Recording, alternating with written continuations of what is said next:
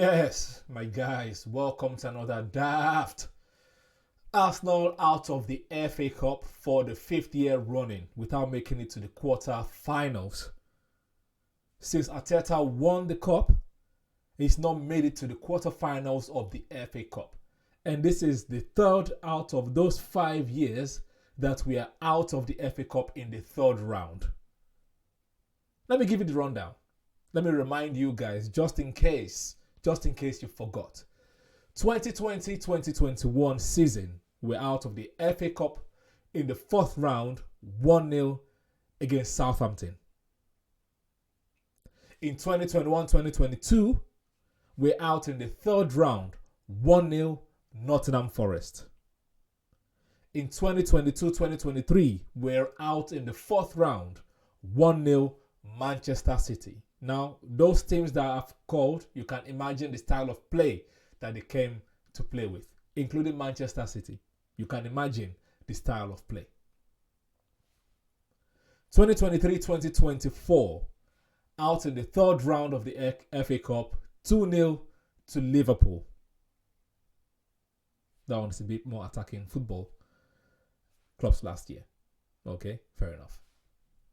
Now, this season, 2024-2025, we are out of the FA Cup in the 3rd round, this time by Manchester United on penalties, 1-1 in normal time.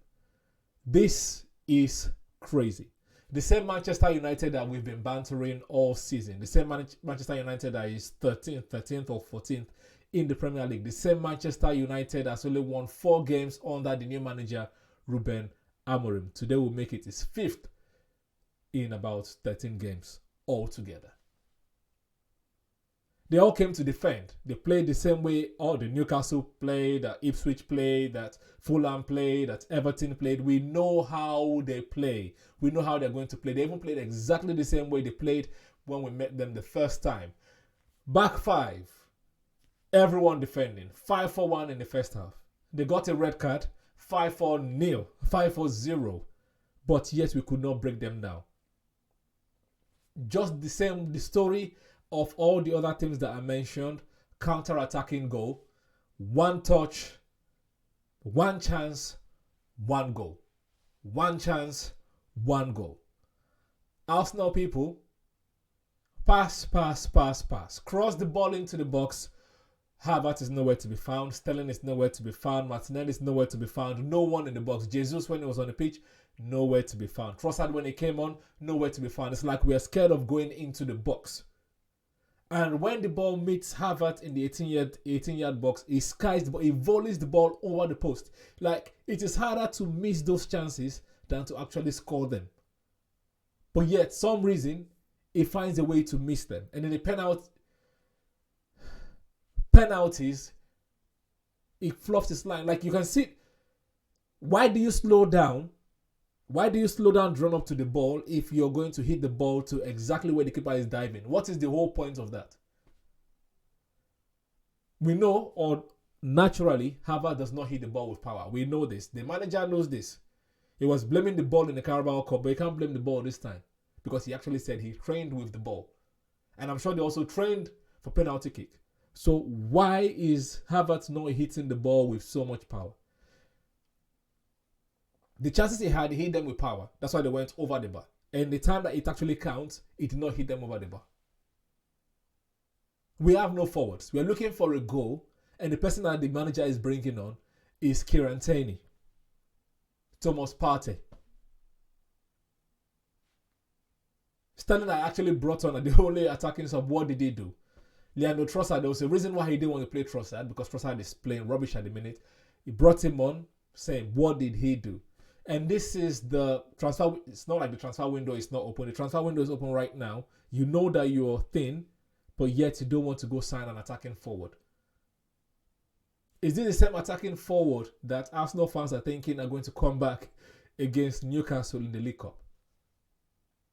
Odegaard, before the game, in his captain whatever speech to the crowd, saying, no, we are still all in all 4 competitions. So tell your boys, tell your teammates that you are still in all competitions. Tell your teammates to stand up. Tell your teammates to play well. Stop telling the fans to support the team. Any small thing, you get a corner. If you guys are playing well, the fans will naturally support. In the previous 2 seasons, nobody was doing this to the fans. Why? Because you are playing well, you are getting results, and so naturally, you give the fans something to cheer about. If the fans are nervous, biting their nail, all of that, they're seeing you passing sideways, across the ball, there's no one in the box. And when the ball meets someone in the box, nothing. Even speaking about Odegaard, by the end of the first half, it was signaling that he wants to leave the game, that he was tired, he was injured. For some miraculous reason, I don't know what injection they gave to him, he came out playing like he was a man possessed. As a matter of fact, I think he was one of the only few people that was playing like he understood what it meant. Everyone else just dilly-dallying. Sterling standing at the edge of the box. Trossard standing at the edge of the box. Havertz in the right wing just chilling there. Timber not overlapping. Partey, I don't know what Partey brought to the team. Martinelli, I don't know what he brought to the team. Apart from running. It was a terrible performance, terrible day. And again, when the transfer window is not going to sign anybody.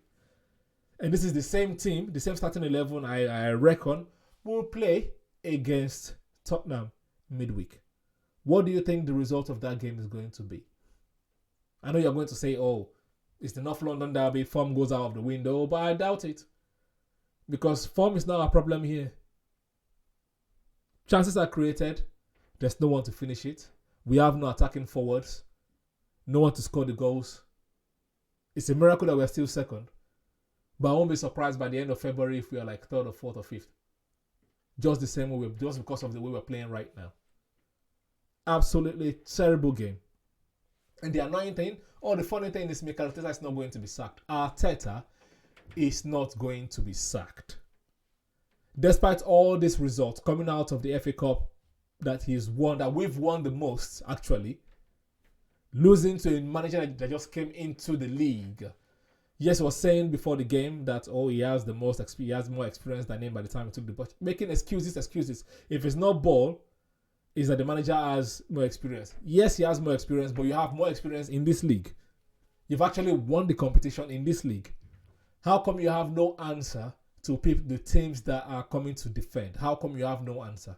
How come you don't know how to coach your attacking players to be more attacking? Online fans will let us to think that Mikel Arteta was the one that made Sterling score all those goals, or Sané played the way he was playing. How come you cannot make them do it now? How come? Anyways, annoying, terrible day in the office. Player rating. If I even get to player rating, look at their goalkeeper. Their goalkeeper, I'm sure a lot of people, including myself, in the first half was laughing at how he was, when it gets to like goal kicks, he just hits it to throw in, hits it off pitch. But when it mattered the most, saving penalties in the main game and in the final penalties, he did his job. Saving shots, he did his job. David Raya, on the other hand, distribution, fantastic. He had 1 or 2 good saves, no problem. But the time that matters the most, the penalties, it was diving to exactly the same place every time. Like, what was he expecting to happen that one of these times the Manchester United players are just going to, play to where he's diving to and hope?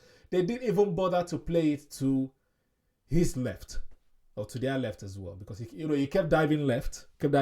Every single penalty he dived left. So they decided to just play it on the right because they know he's just going to dive left.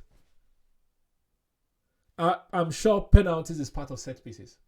How come the set piece coach does not know how to, or is not training the boys how to play penalty kicks? Or do not train them well, or practice well to play penalty kick? Absolutely rubbish. I'm so annoyed because the domestic cups, gone. League, gone. Champions League, we know we're not going to go far in the Champions League. We know, let's not deceive ourselves. So that's another season wasted already by January. We all know. Now we're just going to be watching football for the sake of watching football until the end of the season. If people talk, they'll say your standards, your days, give them time. Yes, well done, Manchester United. Welcome, well done, and Alte Binder. Player ratings. David Raya, terrible game. The penalty performance ruins or cancels out everything he did in game to me. Miles Lewis Skelly, good game. He had a good game. Okay? He had a good game because he held Dallo. Hoyland marshaled him as well when Saliba is not there. Good game.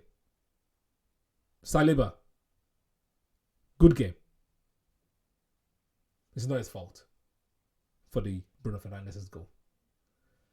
Gabriel, good game. Timber,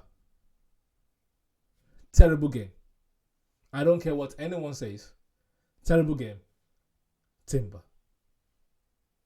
Miles. I already said Miles, so skip that. Ignore that. Jorginho. Alright game. But that's all it was. Odegaard. It's a good game. Really, it's a good game. It's not like his teammates let him down. Good game. Odegaard. Merino, first half, non-existent. Second half, when we had some momentum in the game, we started seeing him a bit more. But in terms of overall contribution, nothing. So, terrible game for Merino, as usual. Martinelli, terrible game.